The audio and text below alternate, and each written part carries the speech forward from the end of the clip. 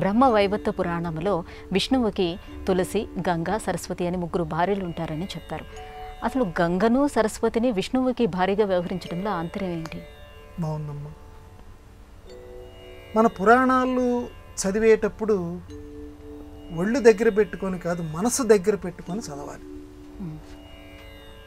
మనసు దగ్గర పెట్టుకొని చదవటం అంటే మన పురాణాలన్నింటిలో కూడా, మన సంప్రదాయాలన్నింటిలోనూ ప్రతీకాత్మకత ఉంటుంది. ఆ ప్రతీకాత్మకత దృష్టి, వాటి మీద భక్తి, శ్రద్ధ లేకుండా చదివితే అన్నీ గందరగోళంగా ఉంటాయి. మన సంబంధాల దృష్ట్యా అందులో ఉన్న సంబంధాలు కనుక చూస్తే ఏమిట్రా ఇవి మన పురాణాలా, వీటిని మనం చదవాలా, ఇటువంటి అసంబద్ధ సంబంధాలా మనకు ఉన్నవి అని మనకు అనిపిస్తూ ఉంటుంది. కాబట్టి చాలా జాగ్రత్తగా, నేను మళ్ళీ చెప్తున్నాను, మనసు దగ్గర పెట్టుకొని. ఇప్పుడు మన ప్రశ్నకు వద్దాం. మనసు దగ్గర పెట్టుకొని కనుక ఆలోచిస్తే ఈ ప్రశ్నకి ముడి విడిపోతుంది. త్రిమూర్తులు అని మనం ఎవరినైతే అంటున్నామో, ఈ త్రిమూర్తులు ముగ్గురు కారు. ఇప్పుడు ముగ్గురు అయితే కదా నీకు ఈ బాధ. బ్రహ్మ భార్య సరస్వతి, విష్ణుమూర్తి భార్య లక్ష్మి, శంకరుని భార్య గంగో పార్వతో, ఏదో నువ్వు ప్రతీకాత్మకంగా అనుకో, పార్వతో వస్తుంది కదా. ఈ ముగ్గురు వేరు అన్న దృష్టిలో నువ్వు ఉంటే వెంటనే నీకు విష్ణుమూర్తికి సరస్వతి భార్య కావటం ఏంటండి, అందులోనూ బ్రహ్మవైవర్త పురాణంలో ఇది ఉందండి, ఇది ఎలా కుదురుతుందండి, వెంటనే మనకు ప్రశ్న వస్తుంది. ముగ్గురు ఒక్కటని భావించు. త్రిమూర్తులంటూ వేరే మాంసాహ.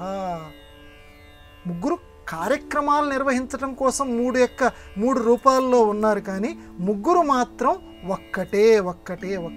అందువల్ల ఈ భేదభావం వాళ్ళ పత్నుల యందు కూడా ఉండదు. కాబట్టి ముగ్గురు శక్తులు ఒక్కటే.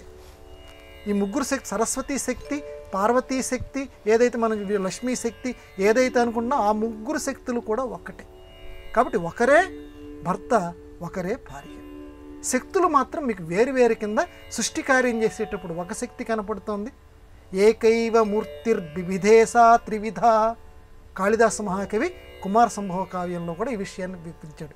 ఏకైవ మూర్తి. ఆ ముగ్గురు కూడా మనకు త్రిమూర్తుల్లాగా అనిపిస్తున్నారు, కానీ ఏకైవ మూర్తి. అందువల్ల నీకు ఒక్కొక్కసారి బ్రహ్మదేవుడు వీళ్ళిద్దరిలో ఎక్కువ కనిపిస్తాడు, ఒక్కొక్కసారి విష్ణుమూర్తి శివుడి కంటే కూడా ఆధిక్యం కనపడతాయి కొన్ని పురాణాల్లో. ఒక్కొక్క చోట శివుడు విష్ణుమూర్తి కంటే ఆధిక్యంగా కనపడతాడు, కానీ ఉన్నది ఒక్కడే. వాళ్ళల్లో వాళ్ళు తమాషా కోసం, ఆ మాయా వినోదం కోసం ఇలాంటి లీలలన్నీ కూడా జరిపిస్తూ ఉన్నారు. బ్రహ్మసూత్రాల్లో దానికి ప్రత్యేకంగా చెప్పారు, లీలావత్.